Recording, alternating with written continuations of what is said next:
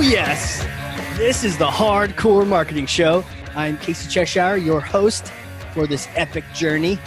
And today's show, sponsored by Cheshire Impact, on a mission to help people maximize their use of Pardot and Salesforce. CheshireImpact.com. Bam. And we're live. Yes, finally. I've been looking forward to this so much.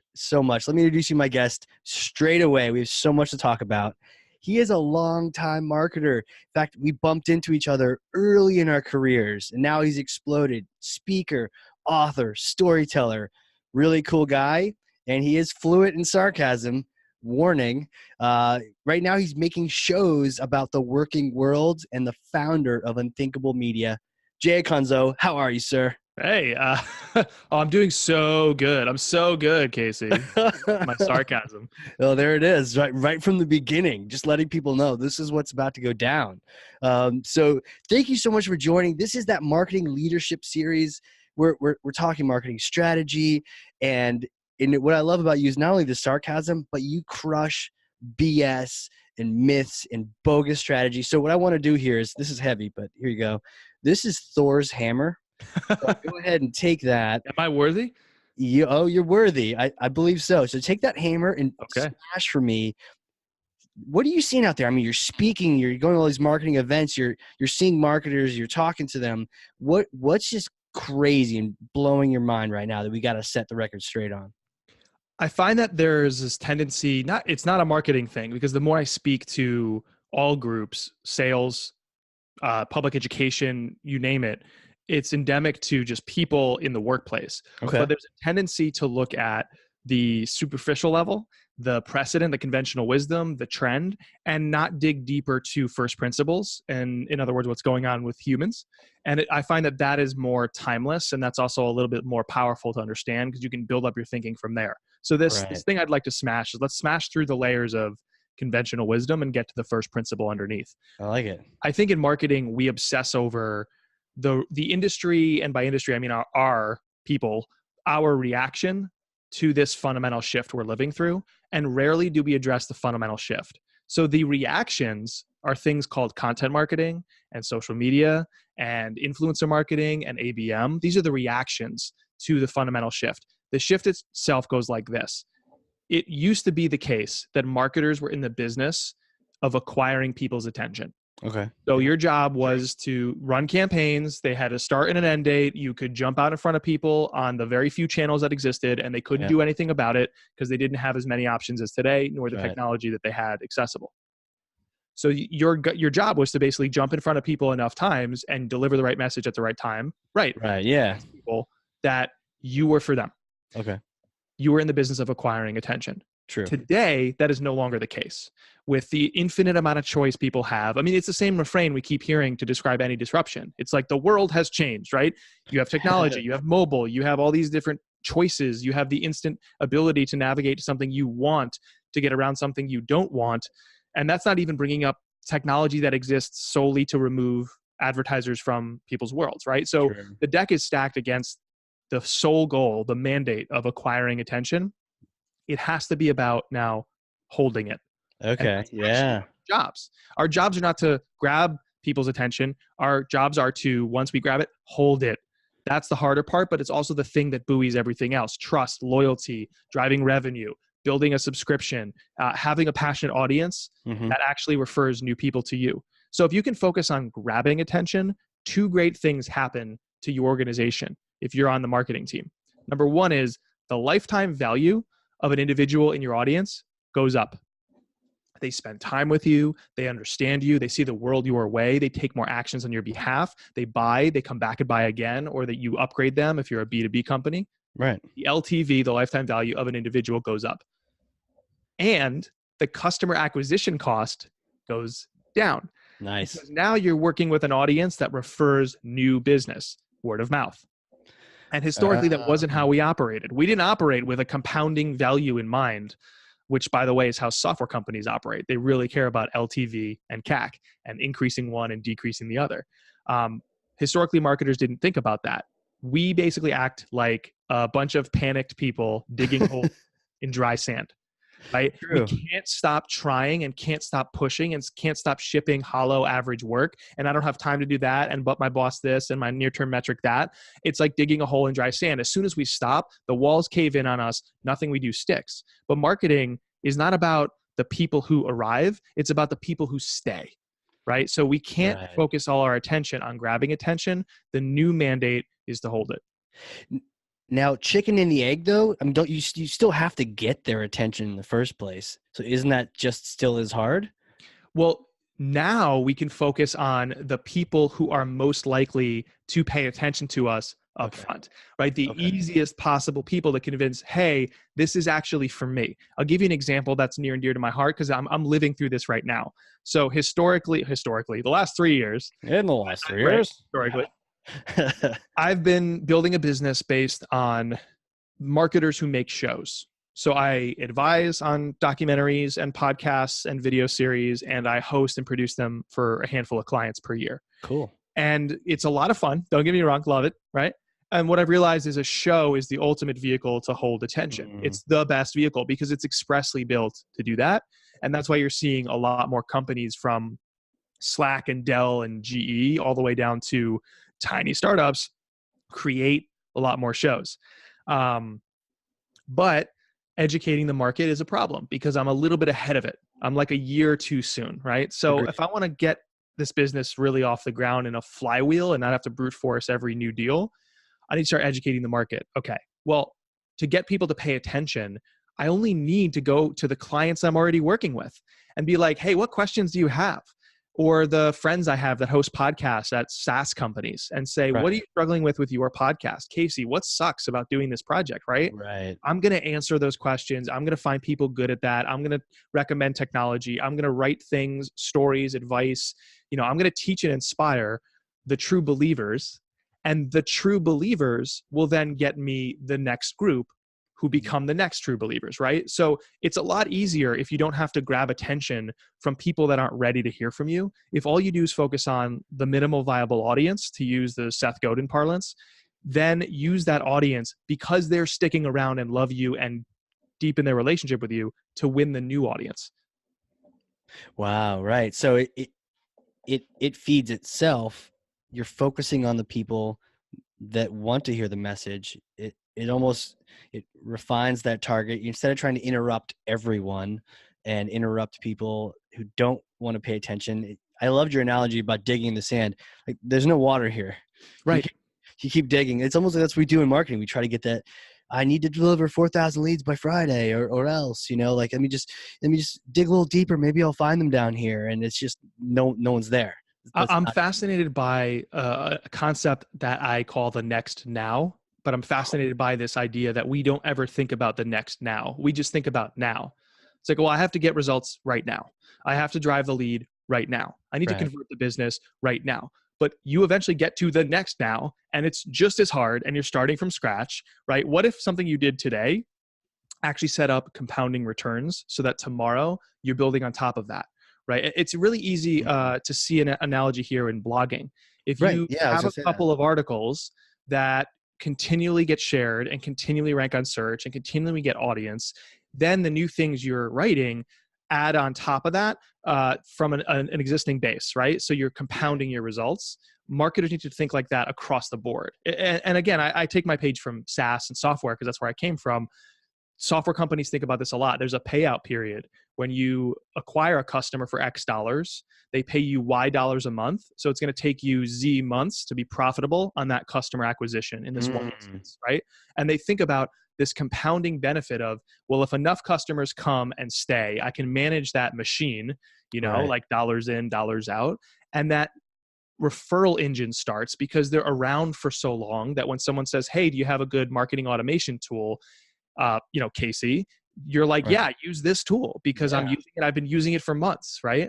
So the brass tacks, the actual practicality underneath this sort of pithy idea of holding attention is you want a higher value out of your existing audience and a lower dollar amount that it requires to get the next group to come your way, right? Every boss, every team manager, every individual in marketing wants that higher LTV, lower CAC, but we're not thinking in those terms. We're just digging holes in dry sand, acquire, acquire, acquire, acquire. You know, it's almost that common business knowledge that it's way, way, insert language, cheaper, better, all the things to grow existing business from the people who've already given you money, signed contracts with you, you're already approved vendor, all that kind of goodness, than going out and acquiring someone brand new. Yep. Well, humans have this thing called the complexity bias, which is not a pithy thing I came up with. There's a lot of studies around this. Right. Complexity bias is that we think more highly of or even favor and draw our attention towards things that seem complex. So the consultant who comes in and is oh, you're trying to create a podcast. Well, let me tell you, a podcast is so hard and blah, blah, blah, blah. And it's why a lot of consultants early on in content marketing's evolution held back and didn't want to give away their knowledge, because they're like, well, I'm going to give away things that make it easier for them. And I want it to be really hard for them. So they hire me, which is not at all what's going on. Right. So complexity bias is this idea that we put more not trust, that's the wrong word. We believe that the smarter thing, the more worthy thing, is the more complex thing, because we don't understand it. Right. And so it's like a diminishing of our own power to think like that. But most humans do. And so when you say, it's just like the old adage that keeping a customer is cheaper than acquiring a new one, we've all known that phrase for years, right? I don't know where the hell I learned it, but I certainly know I heard it early on, right? It's like the marketing equivalent of when we were kids. Every kid knew that if your video game wasn't working, take the cartridge out and blow in the cartridge. Everyone knew that. There was no internet back then, right? So no one taught us. Right? It's just knowledge that spread. Everybody knew from the jump that everyone knows that it's a lot cheaper and easier to keep existing customers. Right. Back up a step, keep people who are already subscribed or already paying attention to your audience or to your content in your audience. It's cheaper, it's better. But we don't execute on that, right? So I love when I talk about this concept, people are like, yeah, but isn't that something we've been saying for years? 100%. But guess what we're not doing? Executing on it. Right. At all. Yeah, the complexity bias, I've been victim to that a couple of times. I once, back in the day when we first met around that time, I left one company to go join another one, and they had just gotten rid of a much better marketing automation platform in exchange for a much worse one. But this worse one, it had multiple databases, and it had all these columns, and you could do a SQL query on it. And it's like, okay. But by the way, you can't use all those databases. Only one syncs with your CRM. But anyways, you have multiple databases. So this person made the call to switch over because it just seemed so complicated and powerful. And it was such a mistake. It's frustrating. It's not even the grass is greener. The grass is more complicated. So I must go check it out. And there's a fear. I think one of the reasons that we're not focused on holding attention is that there's a fear that if we just served the people who already believe what we believe, the people who are already interested in our topic, the people who already trust us and like us, if we focus all our time and attention on them, that we won't actually benefit, that there will be no growth. And I think that's a really sad state of affairs. It's a misunderstanding. I get the fear though, right? I get it too. But I don't think there's ever been a company in the history of companies that grows purely by focusing on acquisition and has a sturdy foundation. I think of the Groupon copycats who are more or less obsessed with pure acquisition. Flyers under your door, tons of ads on the subway, tons of direct mail, and they all crumbled. They had no real fundamental business. So they became kind of like a venture arbitrage machine where the whole goal was to show big top line growth and raise the next round. And then keep doing that. And eventually that becomes unsustainable because you're growing something that has no foundation. You're building a business, back to the analogy, on sand. Yeah, it's like a food.com or a pets.com and spend money on the ads and then just you got nothing behind it. History is littered with examples of companies that imploded or teams or careers that flamed out because all they cared about was grabbing you instead of keeping you, serving you. Right. And here's the hard truth. And the reason I'm so excited about why brands are making shows and thinking about holding attention. Yeah. The hardest thing for a marketer, especially in the digital age, there's no system to game. There's no algorithm that you have to trick and stay ahead of. There's no guru on a walk and talk YouTube or a LinkedIn video, like walking to work being like, I had this random thought and here's my thought. And there's nobody that's going to give you a secret here. The only way to be good at holding attention is to create something worthy of significant time. Right. That's it.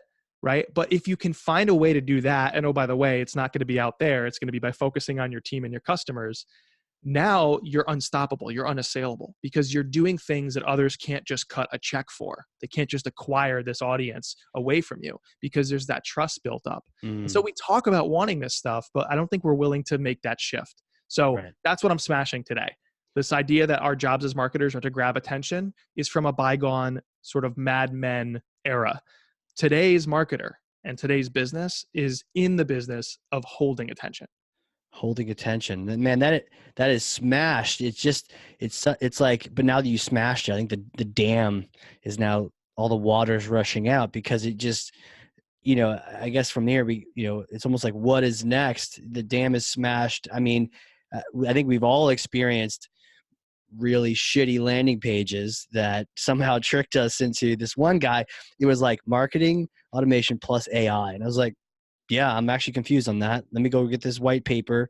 Here's my information. I mean, I know what's happening because I set these things up, and the white paper was absolute rubbish. It was so bad. I learned nothing. And then eventually they called me. Of course they did. And I was like, I don't want to talk to you. Your white paper was garbage. This was horrible. They got my attention. But as soon as they did, they just about lost it instantaneously. And now I don't trust them anymore. Well, that's an example. That's an example of a marketer who thinks that they're a content marketer, but they're actually an advertiser. Yeah. The advertisement of the landing page was what they actually cared about. In other words, was it a good enough landing page to convince you to opt in? Was it a promise that you wanted to see fulfilled? All they cared about was, does the promise sound great? Yeah, exactly. The answer was yes, as measured by email opt-ins. The marketer's job was done in their minds, or the boss's, permission and budget and time that they granted that marketer, right? But a real content marketer, and I would just even remove the word content, a great marketer today would think holistically. Well, if I get those emails in, then someone, me, automation, a sales rep, a colleague on the marketing team, is going to then contact this individual who feels we actually broke this promise. Right. If you start stripping away things like landing page and conversion rate optimization and KPIs and the jargon, that's what we're doing. We're promising one thing and we're failing to deliver. Yeah, and so there's only two possibilities of what caused that. Either you didn't ever care about delivering, you only cared about promising, or you were outright lying to them. Right. Or I'm just really picky about my white papers. What's that? Or I'm just really picky about my white papers. But either way, it was not a delivered promise. You and everybody else, especially if you're marketing to a B2B buyer. Yeah. Those days should never have existed, but they are also gone. Right. So I keep hearing shows is the answer. Talk to me about this. Well, I don't think there's any one answer. I think like whenever I write, whenever I speak, there's always a think for yourself caveat here. A think for yourself clause. Like it's just like things work differently. Your mileage may vary. Everybody should figure out the best approach for them, not the best practice. And so if I were to say to a group of marketers, everybody should make shows, we're back at square one. We're in the same boat as we are now. Right. So I don't think shiny thing and then we all go after. Right. It's not a panacea, but for a certain group of people who think a certain way, I think you can get to the point where you say, actually, we need to make a show. Because a show is episodic and serialized. A show is expressly built to hold attention, even down to the minutia of, a call to action to subscribe on a blog versus a show. On a blog, it's get more knowledge like this. On a show, it's see what happens next or get the next episode. It's logical and it makes total sense to the audience why they should come along for the journey, because a show is a journey. I think the best shows are positioned as a journey. Either it's the story that's unfolding or we're exploring this topic and it keeps getting deeper, or we thought it was this in this episode, but that leads to these new questions. We're exploring that next time. Which is a tactical issue in a lot of shows, is they don't hint at the continuity. Does that tie in? Yeah, just a quick question. Does that tie in? Tell me, it almost could be nurturing, or does that violate it if you're repeating the same 7 shows for people based on their, I mean, buyer journey, show journey? Can you just map those together? Yeah, I would Or say is to it something somebody, different? well, let's take an easy example. If you're hosting like you are, a B2B Yeah, show about sure. marketing, there's one way to do it, which is popcorn style, which is it's everybody that somewhat relates to this topic when I can get them. Yeah. And what we explore is going to be based on that guest. So really it's a wholly guest driven show, and you sort Yep. of pop around based on when you can schedule them. Right. But it's really easy to take one extra step and say, well, every single time I talk to somebody, or at least when I air it, even if I'm only sorting through the last 5 interviews I did last week or last month, I'm going to order that in such a way that in this episode, we address this topic. Well, that leads to these questions. Or now we have to know this new thing, or whatever. We talked about landing page optimization in this episode. Next episode, it's like, well, what do you put behind the landing page, right? What are you advertising on the landing page? What's the content part? We're talking to this content marketer next week. So Right. structuring it in such a way that it goes deeper allows 2 things to happen. Number one is you can use it as evergreen, consistent flow. Like you said, a nurture track. Yeah. Where you can say when somebody opts in, or you survey them, or just talk to them, hey, how much do you know about this? If it's a show about making podcasts, very meta show about shows, Yeah. Sure. the show. If you're making the show, then maybe you ask somebody, well, do you have a podcast? How long have you been running it? Or what topic do you care about? Do you care about creative? Do you care about hosting skills? Do you care about marketing or measurement? And then you put them on the right track where it's A to B to C to D in the flow, right? That's one thing that unfolds. You have to know something about the audience first. Okay. The second is it just gets people to keep going, right? Even if they drop into the middle of it, they're like, oh, this is a journey. It's unfolding. Right. And maybe you called back to last week, or maybe just implied in their mind, they're like, oh, something happened last week that I missed. So I better go back and binge. And I also better subscribe to get the next one. Yeah. So I don't think it has to always be prescriptive, but it has to be framed as we're exploring something. The well goes ever deeper. Come along. Right. Right. I mean, I think I joined into watching The Office, season whatever. I'm not an early adopter of TV shows. So you hear about it, you're like, oh, I'll check it out. You see something on TV, and you're like, oh man. And then the other day, the missus and I went back to episode 1, and then we're like, let's watch it all the way through. But we didn't catch it the first time that way. Right. And the problem always comes back to, the first level is the shift between grabbing and holding. Yeah. Get on board with that. The second is, okay, we're making this show, but we must need a budget like NPR or a staff like NPR. And it's like, hold on, no, there's a lot of green space to explore, greenfield, in between an NPR-like show and a talking head show with 0 editing. Right. So many possibilities in between. So if you can get past that hurdle, you continue in the right direction. And the third hurdle is, yeah, but for me to say, at the end of my show as the host or the narrator, well, that leads me to think about these 5 things or this one question. And next time, like, it's just, you have to be more present and mindful to think like that. You can't switch off your brain, rattle off a bunch of questions to a guest, and end by saying, basically, okay, that's what we got. Thanks for coming. Great talking to you. By the way, subscribe and rate. Like, you have to be mindful for how you construct the ending. Yeah. So that's like, it's a calories thing. It's a care for craft thing. It's a creativity thing. It's not a budget thing. It's not a technology thing. That's cool. Now you got me all meta nervous about my own ending. I don't ask for likes and followers. I am quickly becoming, because now I'm out there in the market talking about marketers making shows, and I'm quickly becoming a terrible interview because I talk about making better shows, and I'm on a lot of shows, and they're like, well, I'd like to do that too, but crap, I'm not going to do that. Right. So maybe I should just position it as like, have me on your show. We'll do a live audit. Oh, no, that's funny. Yeah.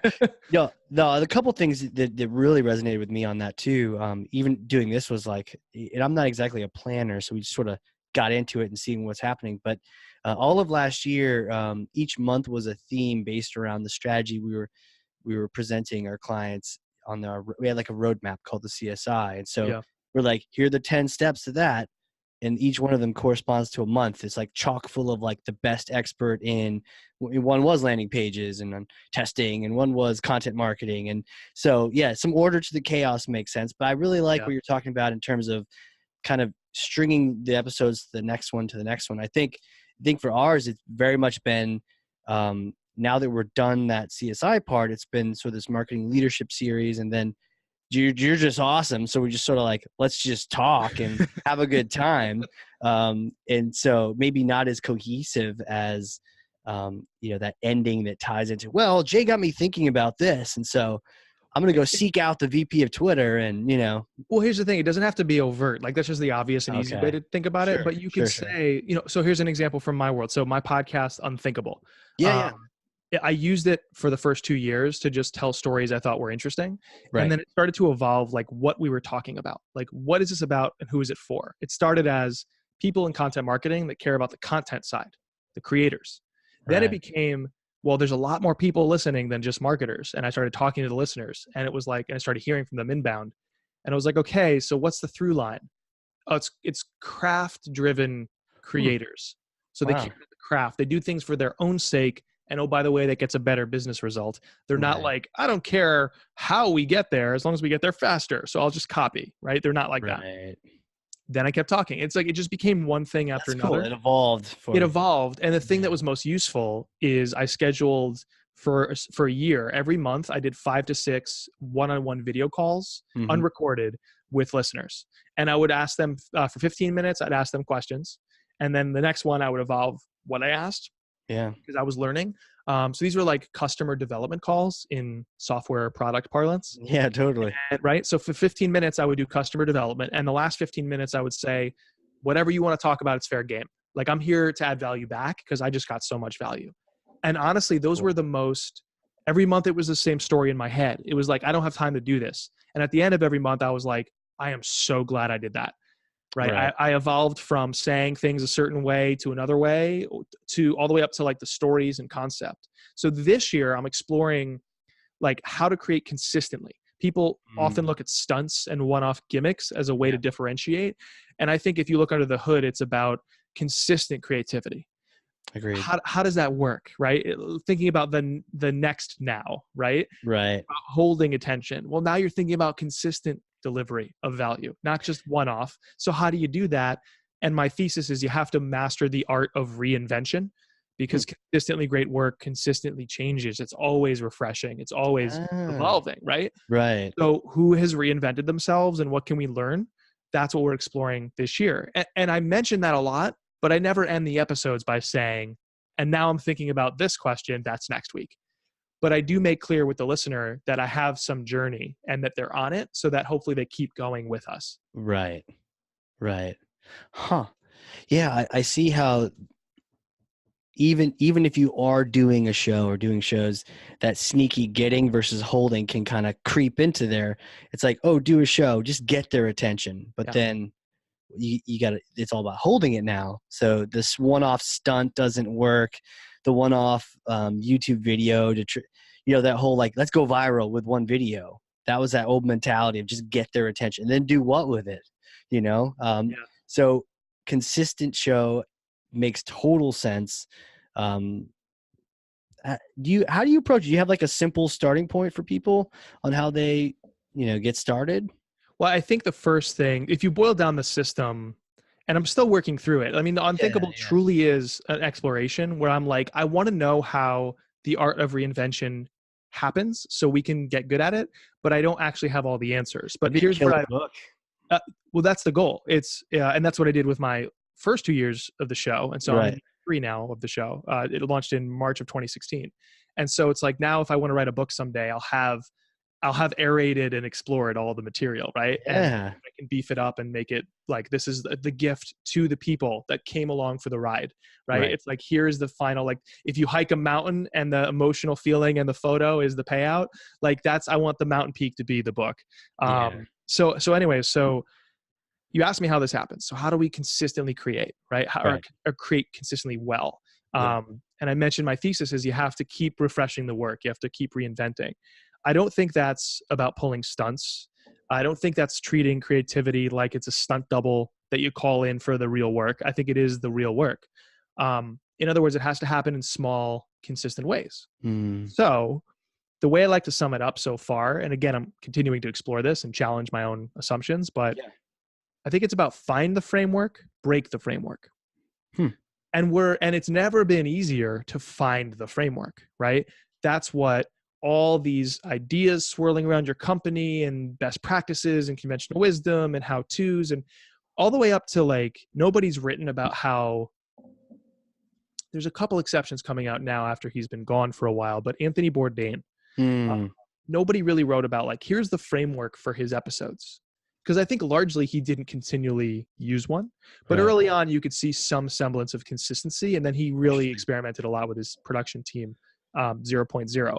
And so early in my show's history, I sat down and wrote what I thought was his framework. I watched an episode, I wrote down the blocks and the beats. I was like, okay, cold open, that's the block. Purpose, what was the purpose of a cold open? Intrigue the listener, intrigue the viewer in his case, set the stakes, and basically let them know that they want to keep watching, right? What do we normally do? Not that. We start with like really boring details in our shows. We basically front load the worst part. He would intrigue you. Like any show. Breaking Bad used to have the best cold opens on TV. Game of Thrones, every so often, they have a cold open where it's a moment of drama or intrigue. It could be as simple as asking a big question that you know is burning on the audience's mind. Right. And then you say, that's what we're exploring, right? Not, we have a great show for you, because why else would you, of course you do. You're going to try out a terrible show and then admit it? No. Right. So I would document Bourdain's show, and I call that exercise performing an extraction. So it's like extract the framework from something you admire, but then the key is like into these blocks and beats, you're pouring more of who you are and who your team is and your mission and your brand, and you are not them. So you're borrowing and stealing from your heroes, but the key is you need to stand on the shoulders of those giants, whereas most of us lean against them like a crutch. And so when you find the framework, you then have to break the framework. So how do you reinvent? Finding the framework is super easy. Breaking the framework is not. It's risky. And I do have some ideas I'm happy to start sharing and floating with you about how to break the framework, but it's incredibly difficult. And that's why I'm telling stories all the time on my show to figure that out. It's like, how did these people actually reinvent? To me, so far, I have like 2 or 3 concepts under that. So question comes to mind then on reinvention, because even as I sort of pseudo think about things I could add or not to even this podcast, or even if I'm comfortable doing that, I think about, these folks that did reinvent themselves, how often was it forced on them versus they like chose to do it? Or was it like them responding to like, if I don't do this, I'm dying, so I got to, or you know what, things are fine, but let me just go ahead and get really uncomfortable. Even though I've just gotten comfortable, let me get super uncomfortable and try this again. Well, the key is that we think consistency looks linear, right? It looks like we tried a bunch of stuff and now we found the arrow we're following forever, apparently. But actually, if you look at what happens to things that persist, like a show is an easy example because it's episodic and seasonal. You experience something called emotional decay. So emotional decay is that you have that spike of what I call nirvana. It's like, everybody loves us. This is great. It's going so great. We've done it, right? We found the thing that we're going to put on repeat. Right. On to the next problem. And now over time, you experience a drop off. So you get this great spike. For those watching the video, I'm way up here. And then it starts to drop off. And you're like, okay, they don't love us, but we're still getting really good results. Like, look at the number here. It's really good. So we still have the thing, right? We think it's working. The podcast is killing it, or that kind of episode is great, right? And then over time, it actually stagnates. So you move from like nirvana to this drop off, diminishing returns over time. And then it just straight out stagnates. And at that point, usually we're in automation mode. We're like, it's good enough and it's sufficient enough that we don't want to touch it because there's a risk factor, right? If you change anything, it could go straight down. So we're not going to touch it. But inevitably over time, you're playing a very dangerous game because you're betting that this will persist longer than you need it to, so that you have the mental space eventually, while it's persisting in a stagnant, okay way, to try to find the next moment of nirvana. But that rarely happens. Instead, what happens is it craps out, right? And we're like panicking because it's the end of the quarter and we haven't hit our quota, or it's the end of the year and the revenue's not there, or whatever it is. We then pull a stunt. We then look for the guru or the trend to glom onto. We like throw our intuition to the wind and we just go running like chickens with our heads cut off to try and get back up to that moment of excellence, right? Why? Because we stayed the same too long and we stagnated and eventually crapped out. And now we're acting after it's too late. Right. So far better in that approach, if you look at that reality, far better is to use signal of stagnation to reinvent something then instead of after it's too late. And this is a little bonkers for some people to get on board with, but what I've realized from all these stories I've been telling, the people who persist over time and do really, really well over time, they change the work, they change what's working while it's still working. Right. And I think you can do that in a palatable way. Instead of like reinventing everything and being like, well, this is working, throw it out.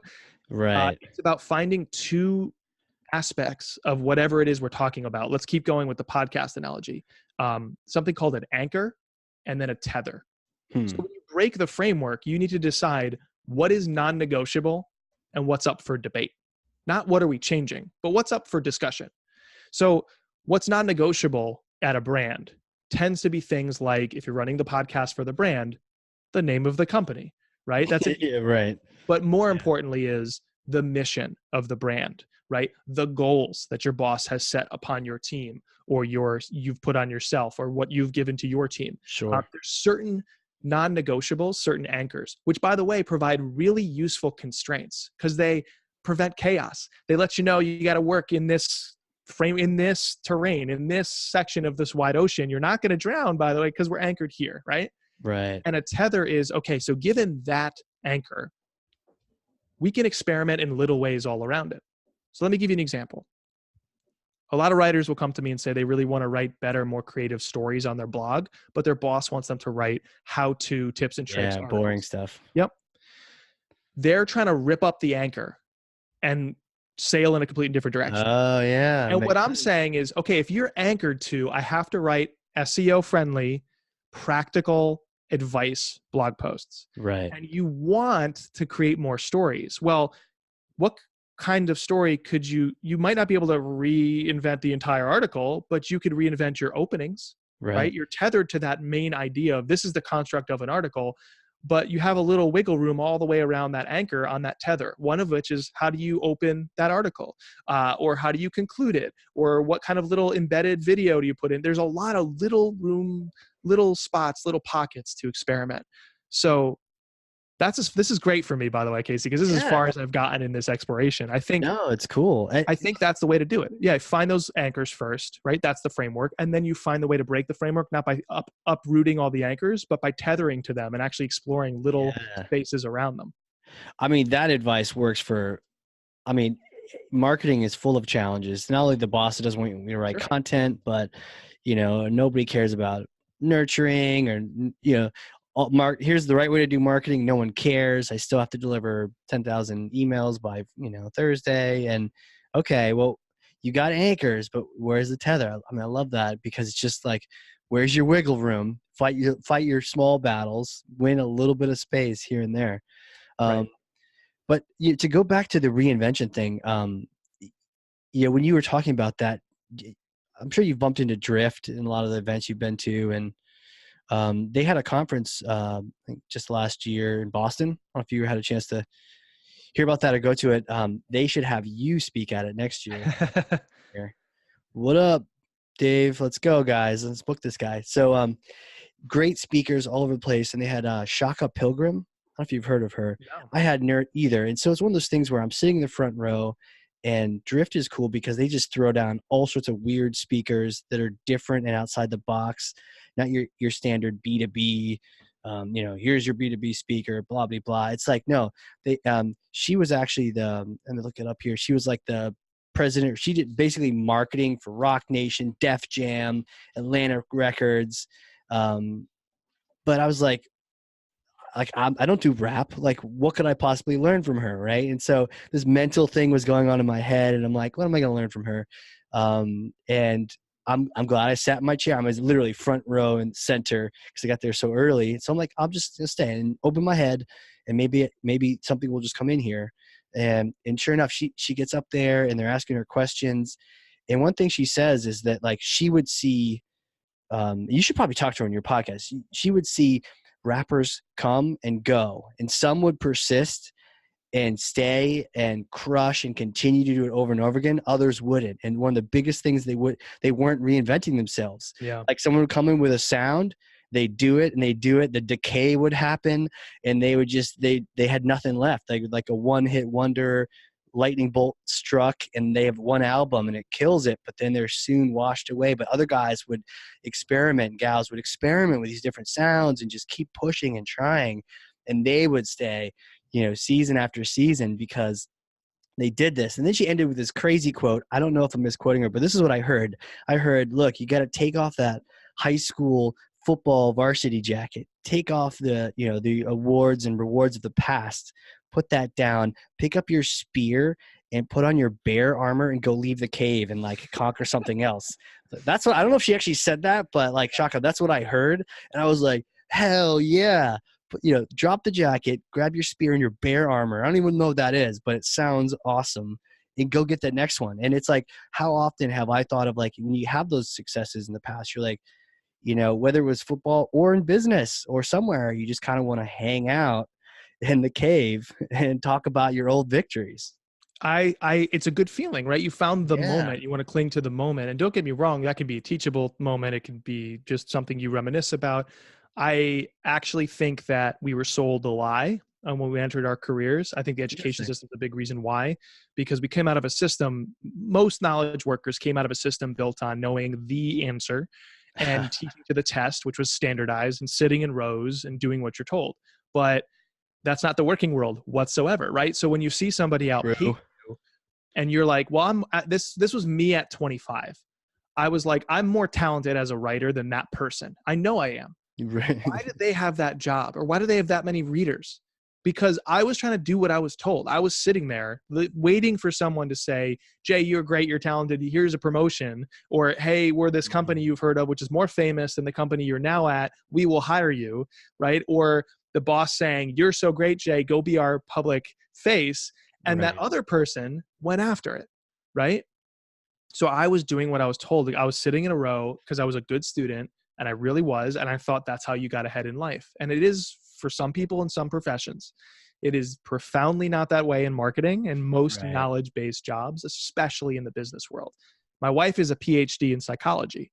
Her world has a lot more rigidity to it. I made the fluid motion with my hands, but I'm so used to just fluid. No, she's more rigid in her career path because that's how that system works. And I would argue there's room for reinvention on the margins there too. Agree. It's just that that's not how they think because it's 8 years of it being beaten into your brain as a PhD. But anyways, that aside, I think what you're saying about take off the varsity jacket. Yeah.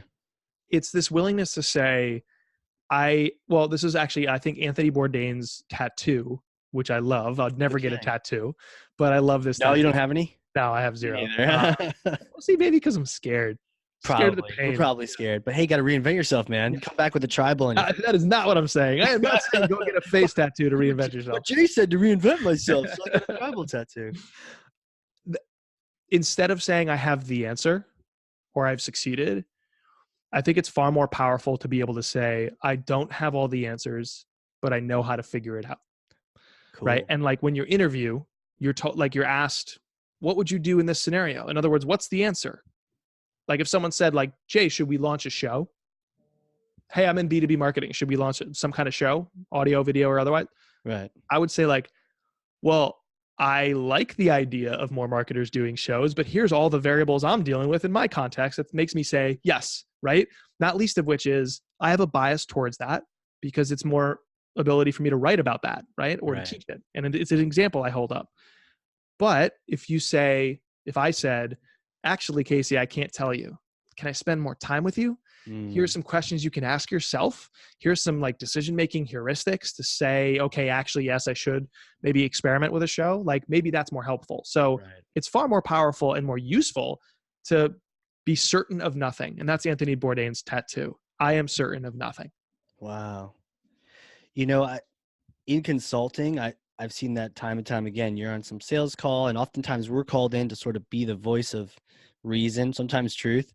And hey, can this platform do X, Y, and Z? In almost like the beginners and the newbies are going to try to answer it right now, like yes or no, and usually the answer gets you in trouble anyways. So the smarter answer is usually like, well, what are you trying to do? Or whatever that secondary question is, just a question replying to a question. Yeah. It's here that we need to know the story of a Grammy-nominated music educator named Kevin Mazzarella. Oh, cool. So Kevin works in the middle of nowhere, Connecticut, in a town called Ledyard, or that's where he lives. He works in a nearby town, which no one has ever heard of either, unless they're in that area. And so Kevin, like I said, he's young. He's like in his mid-30s, and he's a Grammy-nominated music education teacher. Wow. And he teaches middle school band, and he works in local gigs, and he's by far probably the most invested in his little area in what he does. He's a craft-driven creator. Cool. And Kevin decided very recently to take a position on the board of a very prestigious music school, a little bit higher on the food chain, a little bit more focused on like orchestra and classical music than most, I think, probably experiment with when you're in middle school, right? Sure. Like you want to be in a rock band when you're in middle school. Right. So anyway, so they're prestigious and very traditional because they're very classical, very orchestra driven.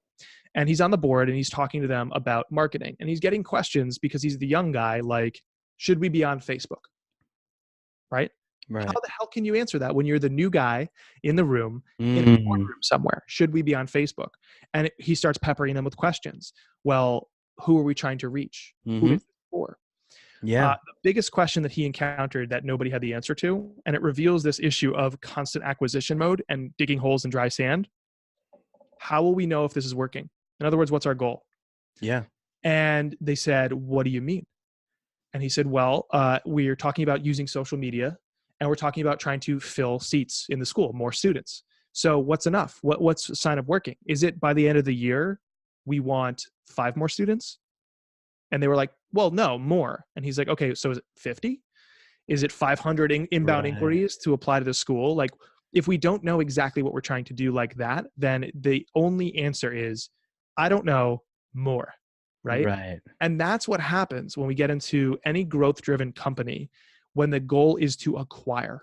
How many leads? Well, right now, 40,000 a month, right? But next month, 50,000, and then 60,000. And then it's freaking exhausting. Yeah. Right? Yeah. None of our work compounds. It always feels like it's resetting. Starting over every month. Yeah. Next So campaign. The cave or the walls caved in because we're digging holes in dry sand. Right. So there's a multitude of ways to try and get out of that. And Kevin was trying like crazy to get these very old school people to think not of their best idea and why their cousin who works at an agency in New York City says Facebook is dead among young people. Like these are terrible reasons to do your work. Right. And instead he was trying to get them to set up a few anchors so they could find the framework, so they could figure out the lay of the land, where they're sailing to, and then launch little experiments. So we want 50 students by the end of the year. Okay, great. That's our anchor. So should we use Facebook? I don't know. That's one of the tethers we're pulling off of this. Right. Yes, we need to see where it can lead us. How far out can we go, and where in what direction, right? So if you have the framework, then everything becomes micro tests to break that framework. In other words, a system of consistent reinvention. I like that. So rather than just throwing out some idea to get shot down immediately by some cranky, salty board member, you're finding out where are the places they're firm and fast. And sometimes, to your point, they don't even know. So you have to sort of coach them through. Okay, so where am I going to hit the body part on operation? Where is the buzz going to happen? So I know my swim lanes here, and then I can start doing some tethers, like you were saying. Did it work? Did he get some leeway, and did they fall in line, or do they keep pushing back till to today even? The beauty of what happened with Kevin and the old school board of that classical music organization or school was that they landed on a resource anchor, which was, we have very few people at the school. We are a school. We don't have a giant marketing team. We have an agency who helped us with our website and the technical stuff and the branding. And they're asking to pay if we can pay them more, so they'll manage our social media. And where they landed was they're going to start looking at Instagram in particular, find content, writing a hashtag, and they're going to start stewarding the hashtag. So they're going to become curators of that Nice. content instead of creators. Why? Because who is at the event? Parents. And what are they doing? They're holding up their phone, filming or taking photos of their kid playing that music, right? Nice. So one anchor is we want more students. Another anchor is we actually believe that the best way to get students here is to show them what we do that other schools do not. Instead of tell them, we can show them. It's music, Right. for crying out loud, right? And how do we show them? Well, we can create a bunch of content. Yeah, that's one way this tether can float. But maybe we really start thinking about our constraints here. We need to move in a different direction and say, maybe the parents could be the ones capturing the content, and we can just steward the hashtag and promote the hashtag back to them. So that's where they've landed. The last I checked in with Kev, they were moving forward with that. I love that. I love that. I love those stories. It's almost like watching one of those movies where something happens in high school and some crazy teacher like pushes against the odds, and then you get that final scene at the end, like Mr. Holland's Opus or something, where they're just like, "Ah, you did it!" That's cool. It's cool to hear that actually worked. Smart though. He definitely played it right. I could imagine him just throwing some we should hop on Twitter. We should do Facebook. You don't even know. And then people are like, no, we can't do that. We're not that way. But he took the time to invest in that. That's cool. Well, and here's the problem. If you're not willing to put down some anchors, in other words, you don't want to embrace any constraints, what ends up happening is you can blow in any which way the wind blows, right? And when you get in a room full of people who are sitting on a board, guess which way you're going? In the direction of the biggest blowhard in the room. Sure. Right? Or in my head, I was thinking, if you don't have any anchors, everything's an anchor. Like, if you can't put one or two down, like essentially everything's going to turn into it, and then it's like a minefield. Right. And by the way, if you say, like, we pick a mission statement for our brand and it's not resonating, it's okay. It's fine. You can change it. You can move on, right? You can pull up anchor and explore a new section of that ocean. It's true. I like that. I like that stuff. We get in this mode where we think we have to decide in theory up front because this decision is final and will persist forever. Mm-hmm. And if you get out of theory and into reality, reality is a mess. Reality is ever changing. The only consistent effect and friction on every single person's work is that of time. So when time starts pressing up against what you're trying to do and morphs it and changes it and whatever, but you're thinking to yourself, well, the decision we're making today will apply forever. That's a fool's errand, right? Yeah. So if we don't have this willingness, I guess, to look reality in the eye, what you just said, I think hits home. It's like you just evolve into chaos, right? Everything's an anchor and nothing's an anchor. Everything's okay and nothing's okay. So pick the thing that feels great in theory, and for no reason at all, just cling to that. 100%. I was on an on-site talking to some people about their ideal buyer profile. We're trying to set up some grading and scoring and marketing automation, and it was like, oh, okay, what are some of the things that ideal things you're looking at for your customers? And they were like endpoints, computer endpoints, which means how many computers you have in your company, in your office. And they really want to know because it tells them probably how much money they're going to make. And so it's okay, endpoints. What's a great amount? They're like, this wide variety. I'm like, okay, what's a too little? Like, when do is it under 100, not such a good deal, bigger enterprise? And they're like, no, well, we'd still call that. Oh, okay. Under 50, the story. It kept going down. Finally, like, okay, guys, 10, not one. Would you call one? And they go, well, they still like 0. Like, well, sometimes VC don't actually have computers, but they have a bunch of. I'm like, oh, okay, I give up. Right there was no foot, planting the stake in the ground. It was all just so flexible, and they were having trouble because they couldn't target anything because they were just so willy nilly. There was a study out of the University of Illinois that was trying to look at the effects of constraints on productivity and creativity. And they decided to, the way they were going to construct this experiment, I thought was delightful. Cool. They found a yard and they hid a bunch of carrots throughout the yard. They sent different groups of kids into the yard on like a scavenger hunt for these carrots. And they made sure they had a control group, which was there was no fence, no barrier around the yard. Right? So it's just like an open field as far as the eye could see. Wow. Go find the carrots. Then they put different size and shape fencing. And obviously, given this conversation, what I'm about to say is hopefully evident to people. Not yet. Maybe I'm dumb, but keep going. I'm excited. The kids with different constraints found the carrots faster with more. And the more important detail here is that they were more organized in how they searched for them. Right? because they were able to compartmentalize and start chunking things from everything goes to let's take it bits at a time. And they're children. They're not like sitting there first with like, okay, Sally's the leader and she's going to start documenting the framework. And what's the best practice for finding carrots? Well, Bill, why don't you Google that on your smartphone, which your parents gave you? Like, lucky you. So like, they're not that organized. They're just kids running around a field looking for stuff. But the presence of a fence actually created more of a semblance of organization in them. True. So when we have certain constraints, and that's one study in a long line of studies, they all point to the same thing. When we have constraints, we come up with more ideas and more effective ideas. So quantity and quality together. But we fight and kick and scream, right? We don't want those constraints. We don't want any anchors. We don't want a framework. Like when I first started creating podcast stories, I was like, every story will be gut feel. And I birthed like 60 episodes into the world and I died. Like it was like I broke my back because I had no system in place. What killed you? Story. What's that? What killed you doing that? Because they're random?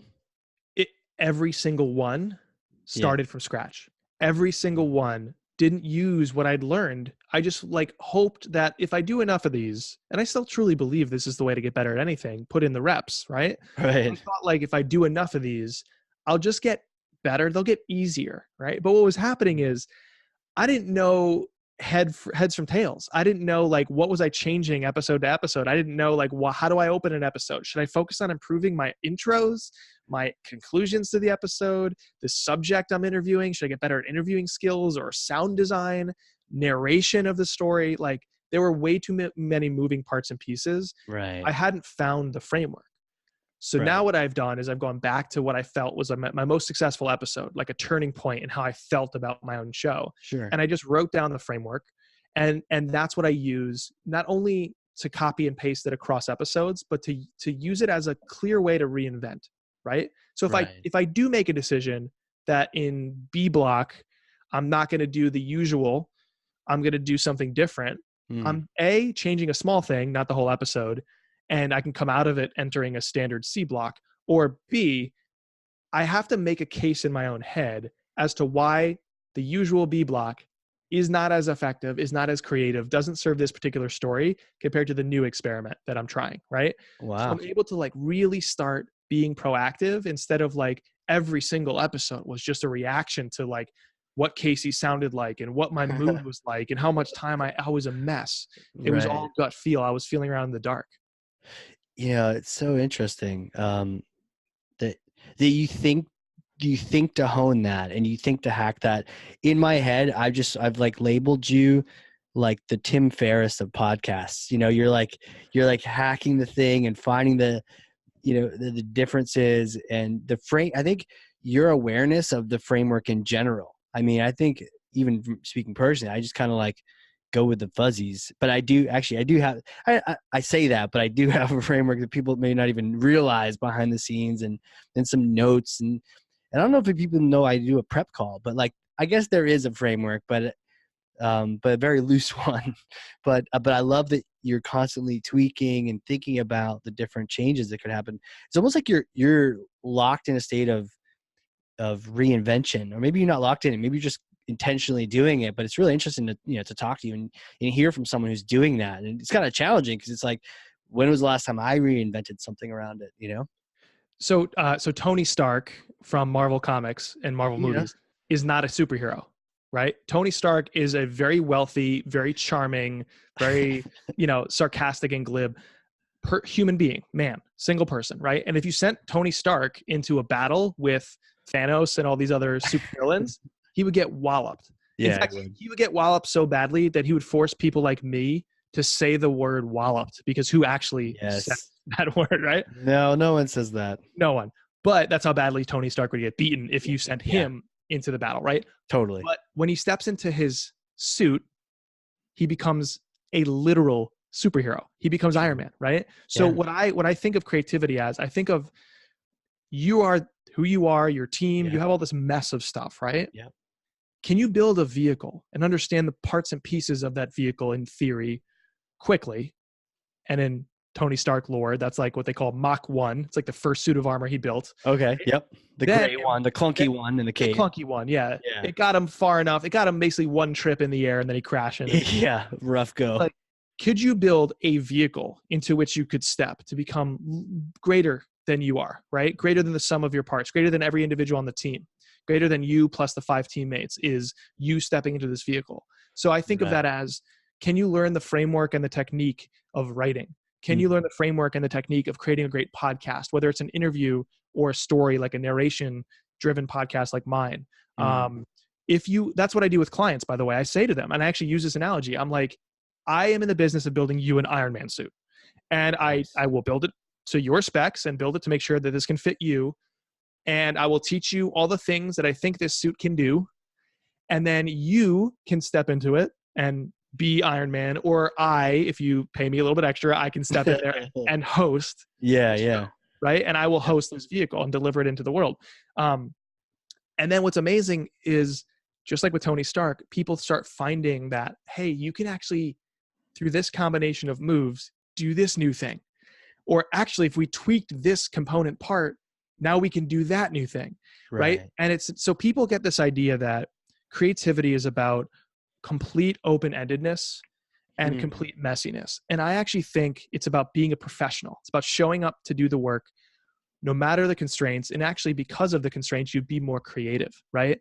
Whether it's a daily blog post, or we have these many episodes, or I have this goal, or whatever, the budget, the team, the time. And so it's like, what can you do to build your Iron Man suit, so to speak? Yeah. And understand it enough that you can step into it and just start playing around, because you will be so much more creative and so much more powerful if you know the framework first and then you break it, versus what most people do is they're in break the framework mode before they know what the framework is. Right. Before they even have one. Yeah. Crazy. So here's my question. At this point, I've learned so much. Who are you? Where did you come from? What egg did you hatch out of somewhere? Like, did you get sent over from another planet and you crashed and you were raised by farmers? Or it's funny you say that, because my grandfather on my mom's side used to joke that he found my mom in the backyard in a pea pod, in a pod rather, and or a cabbage patch. Yeah, she took that personally. Sure. That is the lineage I come from. So no, I grew up creating stuff, and I still do that. Like, my whole thing is I want to make things that make me feel something, and I want those things to make other people feel something. Like, I'm so enamored with this idea that business content does not mimic how we experience our work. Like, we experience our work with lots of emotion and the full range of the human spectrum of feeling, right? From fun and funny to sad and sappy and everything in between. But business content does not mimic that, right? So there's a real opportunity to create things that are nutritious and delicious. Not gimmicky. Not like I'm not like eating hot wings and interviewing a business individual, right? Like power to hot ones. That's a show called Hot Ones on YouTube. Is it really? But it's a show on a YouTube channel called First We Feast. It's about food. So food, it's about the intersection of food and pop culture. Guess what is not about the intersection of food and pop culture? Your marketing tech company, right? So like, you're doing a knockoff, a gimmick of Hot Ones. There are some people doing that. So anyways, like, I'm not talking about making it more entertaining and more enjoyable using a gimmick. I'm talking about like telling stories, creating cool things, interesting things, resonant things that are built to resonate, not just reach, Yeah. That's what I'm all about. Webinars, when you say that, how boring most webinars are and why people even sign up for them anymore. I don't know. Well, it's amazing what you can do with, again, a tiny reinvention. So I was lucky enough to work with a tech company called Divvy HQ. They're a content marketing software company, and they do a lot of webinars, and it was proven to work. But they, like people I'm talking to all year long, had identified like, hey, this is growing stale. Like they had gone from nirvana, where everybody loved their webinars, to this drop off of diminishing returns, and then back up to, or back down to rather, like where they started, which was like, we're getting okay results from our marketing. And so we worked together to reinvent the webinar. And it wasn't about like overhauling everything. It was like, okay, we're not going to start with housekeeping. We're going to start with a story. We're going to produce a little bit of a video interview. So you're not going to see slides. You're going to see the humans talking. And when you see slides, it will be like an interstitial to supplement what you're seeing with the people talking, right? Or it'll be a clip of a video playing. And so like, same medium, same marketing same approach that they had. They didn't have to change a thing. We also constructed it as a 4-part series. So each one had a reason for existing in that order, because we were exploring one big idea. Right. And people loved it. Like, I'd never seen people write emails this long about how much they enjoyed a webinar. That's so cool, man. I It love didn't take that. much. I love that. Okay, so even since you've been 4, you've been like creating things that sort of inspire you and light you up. Yeah, I don't like this idea, like imposter syndrome and writer's block and all that stuff. I don't get that stuff because maybe I'm delusional. I think every person who creates stuff for a living to some degree is. Sure. But I also just I crave the moment of publishing. I crave the process of creation too much to care about, like, well, then when it's out in the world, will it work, or who cares? Will people care or critique? Like, for me, the reward is I have this idea and I want it to exist. Like, how cool is that this exists now because I did it. Right? Yeah. And I love that. And that, in a weird way, helped me improve from an early age, because I would consume my own work because I would like make it. It's like cooking yourself a meal. Nobody questions if there's an ego behind someone who cooks a great meal for themselves, but everybody questions if there's an ego or a misalignment of goals with the business if you make content that you yourself think that you would love, right? Because you're like, well, you're not the market, and we have goals to hit. Now, yeah, all that stuff is better served if you're bringing your full self to what you're making. Yeah. All of it. And then you consume the thing you create, content in this case, and it's like game tape to an athlete. You're like, oh, I can actually sense where I'm getting bored consuming my own thing. And so maybe I should change, right? And you find moments to reinvent that way by being an avid consumer, not fan, not blind, like, I love myself now, I'm patting myself on my back by like listening to this show. If you need that, take a moment, right? Right. But it's more like, I'm letting this wash over me like somebody in my audience would. And I really didn't like how I ended that episode or that article or that ebook or whatever, right? It's like an exercise in empathy.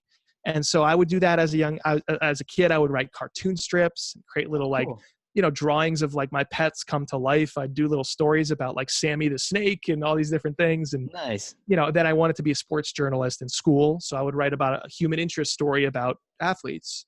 I wrote my English literature thesis on the use of baseball in 20th century American literature.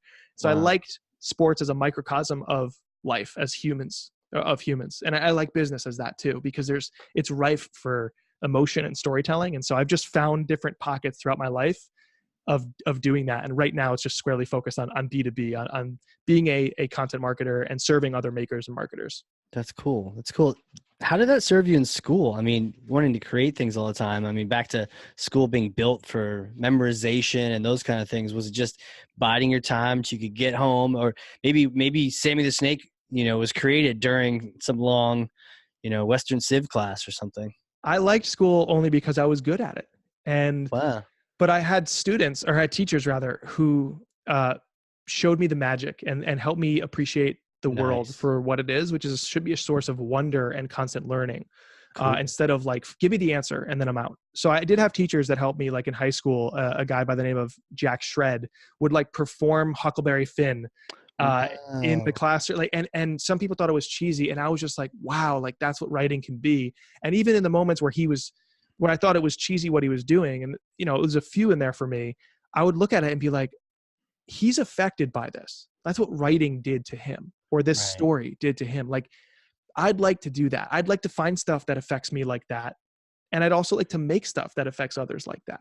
So having the ability to just sort of step back and be like, it's not about right and wrong answer and getting the grade, even though I was good at that.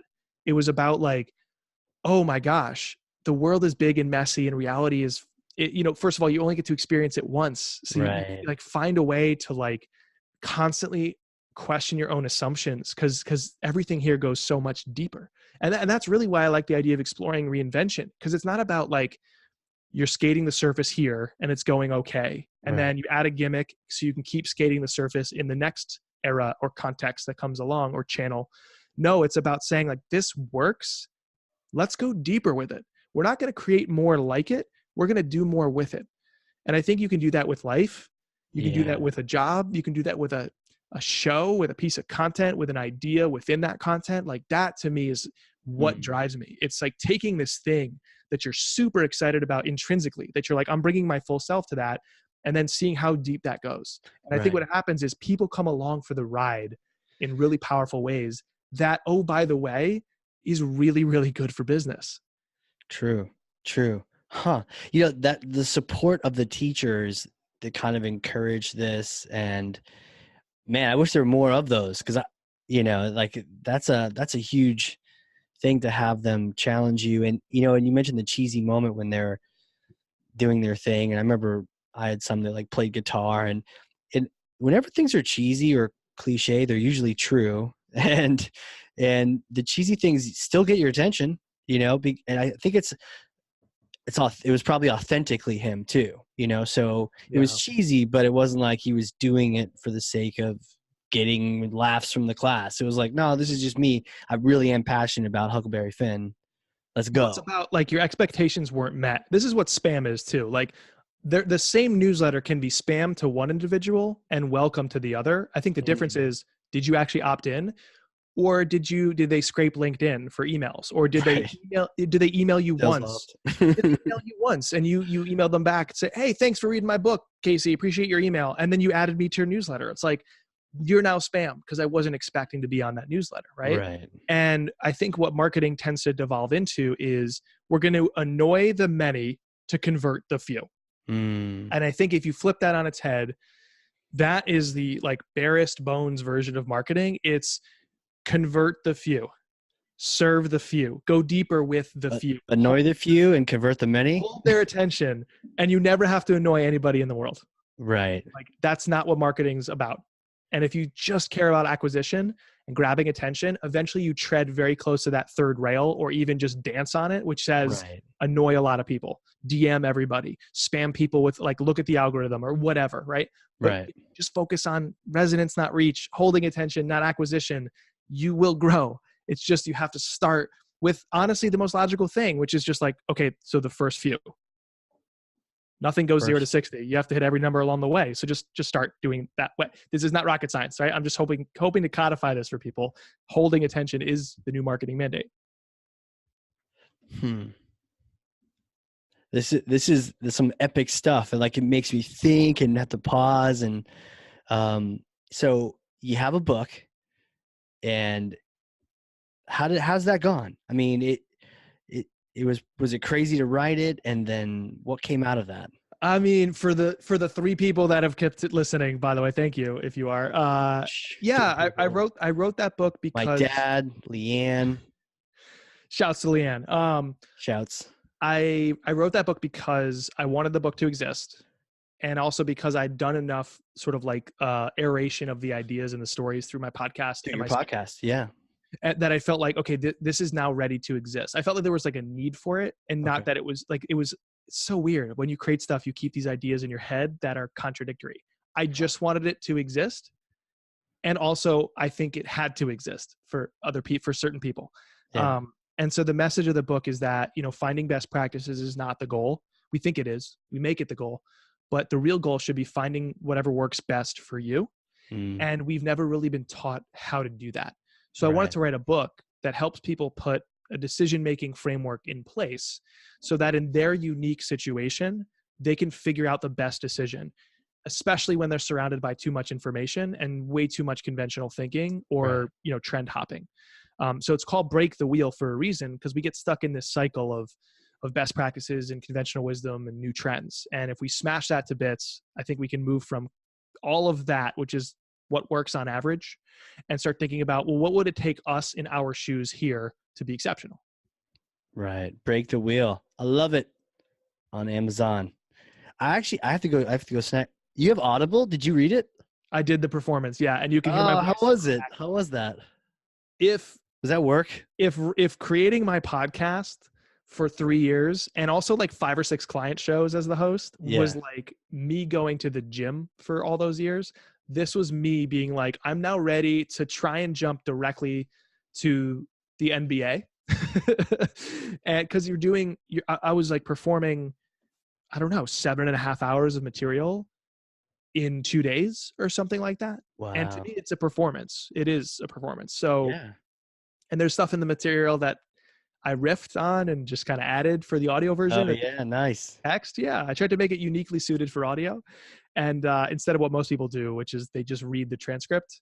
But you've not written that book to be spoken. You've written it to be read silently. So I wanted to respect the difference and respect the medium.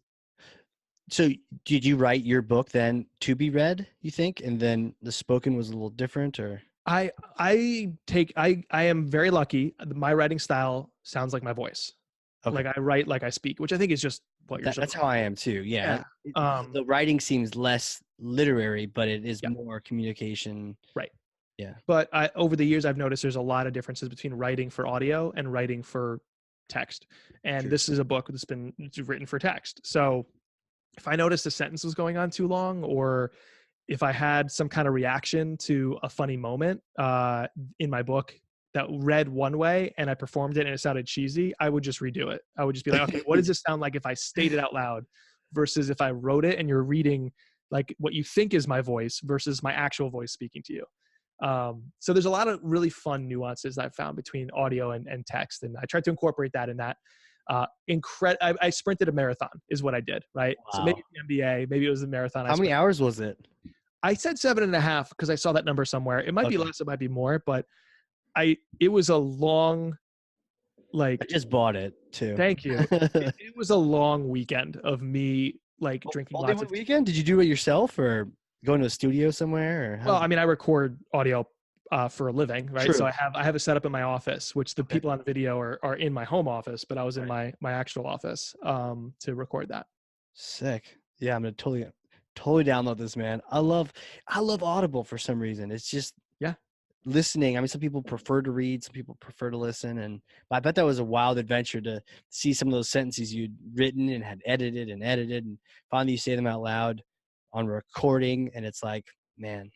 So, but yeah, I know we're running up out of time here, but this has been great, man. Hey, what are some of the ways that people can connect with you?